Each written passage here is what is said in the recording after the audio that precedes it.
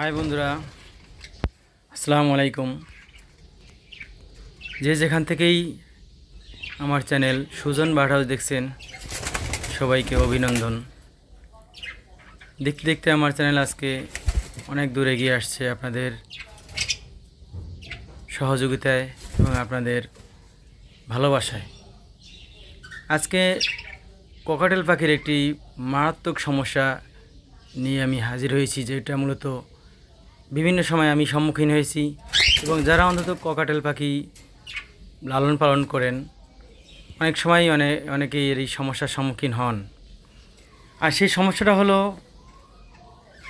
যে কোকাটেল পাখি সবুজ পায়খানা কেন করে এবং এ থেকে রক্ষা পাওয়ার উপায় কী, বা কীভাবে এই সবুজ পায়খানা ভালো করা সম্ভব।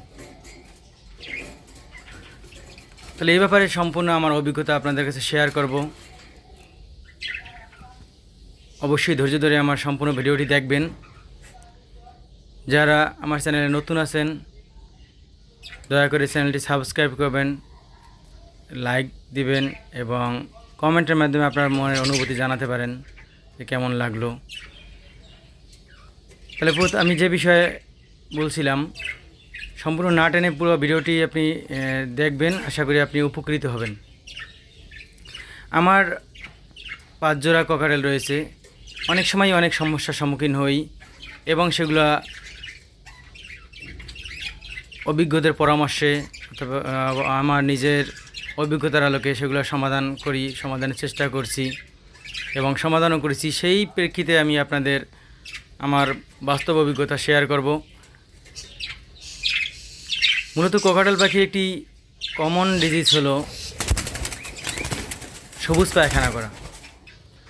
এখন কখন সবুজ পায়খানা করলো অথবা পায়খানা কেমন করে, এই ব্যাপারগুলো কিন্তু আপনি যখনই কোকাটেল পাখি পালন শুরু করবেন, শুরু থেকেই রেগুলার আপনি ওদের পায়খানা চেক করবেন। বিশেষ করে ট্রে তো যখন পরিষ্কার করবেন, তা তো প্রতিদিন হয়তো যদি করেন তাহলে তো দেখতেই পারবেন, অথবা 1 দিন 2 দিন পরে বা 3 দিন পরেও যদি করেন। পরিষ্কার যখনই করেন কিন্তু রেগুলার একটু আপনি পায়খানাটা খেয়াল রাখবেন যে পায়খানা স্বাভাবিক আছে কি না। কোনো অস্বাভাবিকতা মনে হলে তখনই আপনি অভিজ্ঞতার পরামর্শ নেবেন। তবে সবুজ পায়খানা যখন শুরুতেই আপনি চোখে দেখবেন, তখন সেটা কিন্তু সহজেই সারানো সম্ভব। সবুজ পায়খানা করতে করতে একসময় যখন দীর্ঘদিন হয়ে যাবে, তখন আস্তে আস্তে পাখির বুক শুকিয়ে যাবে। আর যখন পাখির বুক অনেকটা শুকিয়ে যাবে, তখন সবুজ পায়খানাটা অনেক পর্যন্ত মানে রোগটা বেশিরভাগ আক্রান্ত হয়ে যায়। মারাত্মকভাবে যখন আক্রান্ত হয়ে যায়, তখন কিন্তু সারানোটা অনেকটাই কষ্টসাধ্য। এক্ষেত্রে যখন প্রথমেই আপনি সবুজ পায়খানা দেখবেন যে পাখি সবুজ পায়খানা করে, সেক্ষেত্রে যদি 1 জোড়া থাকে, আপনি 2টা পাশাপাশি আলাদা করে রাখেন যে কোন পাখিটা সবুজ পায়খানা করে সেটা চিহ্নিত করতে হবে। যদিও ওদের পুপসে লেগে থাকে বা পায়খানা রাস্তায় সবুজ পায়খানা লেগে থাকতে পারে, সেক্ষেত্রে সহজেই চিনবেন। অথবা প্রথম 2-1 দিন করলে সেটা হয়তো লেগে নাও থাকতে পারে। এই জন্য আলাদা করে আপনি চিহ্নিত করতে পারেন যে আসলে কোনটায় করে। যখনই যেটা বুঝতে পারবেন যেটাই করেছে, তখন সেটা আপনি ধরবেন।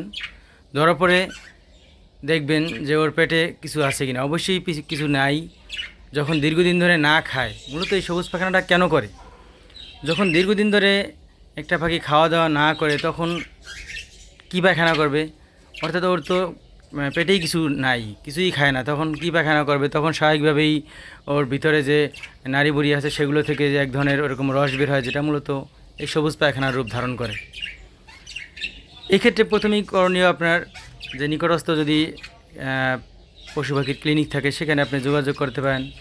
তার মূলত এক্ষেত্রে মারাত্মক আকার ধারণ করলে অবশ্যই অ্যান্টিবায়োটিক ইউজ করতে হবে। সেই অ্যান্টিবায়োটিকের বিভিন্ন ধরন আছে, যে কম পাওয়ারের বা বেশি পাওয়ারের, সেই অ্যান্টিবায়োটিক আপনার ইউজ করতে হবে।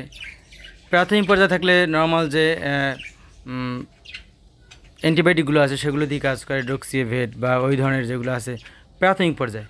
কিন্তু যখন এটা গভীর হয় বা বেশি গাড়ায় যায়, বেশি দীর্ঘদিন হয়ে যায় সবুজ পায়খানা, তখন কিন্তু নর্মাল যে অ্যান্টিবায়োটিক এগুলো আপনার কাজ করবে না। তখন অবশ্যই বেশি পাওয়ারই যে বেশি দামি যে অ্যান্টিবায়োটিকগুলো আছে সেগুলো ইউজ করতে হবে। তাই এখন প্রথমে আমি আসি কেন সবুজ পায়খানা তাহলে করলো। তাহলে অবশ্যই আপনি খেয়াল রাখবেন, আপনি যে পাখিরই হোক খাবারগুলো যখন দেবেন আপনার পরিষ্কার পরিচ্ছন্ন থাকতেই হবে। শুধু বাজার থেকে এনে আপনি ঝাড়াঝাড়ি করেই খাবার দিয়ে দিলেন, তার মানেই কিন্তু আপনার খাবার পরিষ্কার হয়ে গেল না। আপনি যে দোকান থেকেই খাবার কিনেন, সে দোকানে এরকম না যে খেতে থেকে তারা খাবারটা নিয়ে ডাইরেক্ট এই দোকানে আনছে। সেই খাবারটা দীর্ঘদিন ধরে কোনো না কোনো বাড়িতে উঠানো হয়েছে, সেখান থেকে আবার বাজারে বিক্রি করছে, সে বাজার থেকে আবার পাইকারিভাবে কেউ কিনে আবার আমাদের এই কাছাকাছি কোনো দোকানে কিনে আনছে। এর মাঝখানে যে পর্যায়গুলো, সেই পর্যায়গুলোতে অবশ্যই কোনো না কোনোভাবে ওখানে ইঁদুর বা তেলাপোকা বা ওই ধরনের কোনো পোকামাকড় অবশ্যই এতে হাঁটাহাঁটি করতে পারে, এতে পায়খানা করতে পারে, অথবা যে খেতেই হোক সেখানেরও কিছু ময়লা আবর্জনা এতে লেগে থাকতে পারে, যেগুলো মূলত আপনি ঝাড়লেই কিন্তু পরিষ্কার হওয়া সম্ভব না। তাহলে এক্ষেত্রে প্রথমেই আপনার করণীয় হলো, বাজার থেকে যখন যে খাবারই আপনি আনবেন, সেক্ষেত্রে ধান হোক আর মিলেট হোক আর ক্যানারি যে খাবারই হোক, আমরা ভাত রান্না করার আগে তো দেখি চাল পুরোই পরিষ্কার, তাহলে আমরা কেন আবার সে ধুয়ে আবার আনতে হবে? তার মানে অবশ্যই এখানে ময়লা থাকে, সেই জন্যই। একইভাবে পাখির খাবারের ক্ষেত্রেও আপনি দেখবেন পুরো পরিষ্কারই আছে, কোনো ময়লা নাই, ধুলা নাই, কিন্তু তারপর আপনি যখন পানিতে চালের মতো করে ওভাবে ডলে ডলে ধুবেন, দেখবেন অবশ্যই এর থেকে অনেক ময়লা বের হয় বা পানিটা ময়লা হয়ে গেছে। তার মানে আপনি বুঝতে পারবেন ওখানে ময়লা আছে। এখন পাখি যখন খায়, ওটা ঠোঁট দিয়ে ছিলে তারপর ভিতরে দানাটা খায়, কিন্তু যখন ছিলতে যায় তখন ওর জিহ্বায় এই ধুলাবালি ময়লা, এমনকি ইঁদুরে পায়খানা করতে পারে, অন্য ধরনের খারাপ ধরনের জীবাণু ওতে জন্মাতে পারে, যেগুলো মূলত আস্তে আস্তে পাখির ওই জিহ্বার সাথে লেগে ওর পেটে গিয়ে এক ধরনের সংক্রমণ বা ব্যাকটেরিয়া বা ভাইরাসজনিত বিভিন্ন রোগে আক্রান্ত করে। এর ফলে কী হয়, দীর্ঘদিন এরকমের ময়লাযুক্ত খাবার বা এরকমের জীবাণুযুক্ত খাবার খেতে খেতে একসময় ওর পেটে সমস্যার সৃষ্টি হয়। তাহলে এই থেকে হতে পারে। এরপর হলো, যদি ক্যাঙ্করের একটা বিষয় আছে, সেটাও অনেক সময় হয়, সেই ক্যাঙ্কর কোর্স না করলে সেক্ষেত্রেও সবুজ পায়খানা হতে পারে। এরপর আরেকটা বিষয় রয়েছে যে আপনি যে ট্রে বা ওদের যে খাবার বাটি বা পানির যে পাত্র, এগুলো যদি রেগুলার আপনি পরিষ্কার না করেন, ওখানে যদি কোনো শ্যাওলা জমে বা যদি আপনি বিশুদ্ধ পানি ইউজ না করেন, তাহলে সেক্ষেত্রে এগুলো হতে পারে। তাহলে যখন দীর্ঘদিন না খেয়ে থাকবে তখন এটা হবে। তাহলে সেক্ষেত্রে প্রাথমিক পর্যায়ে আপনার কাজ হলো যে অ্যান্টিবায়োটিক ইউজ করা। সে প্রাথমিক পর্যায়ে থাকলে নর্মাল অ্যান্টিবায়োটিক, আর যদি গাড়াই যায় তাহলে ভালো মানের অ্যান্টিবায়োটিক ইউজ করতে হবে।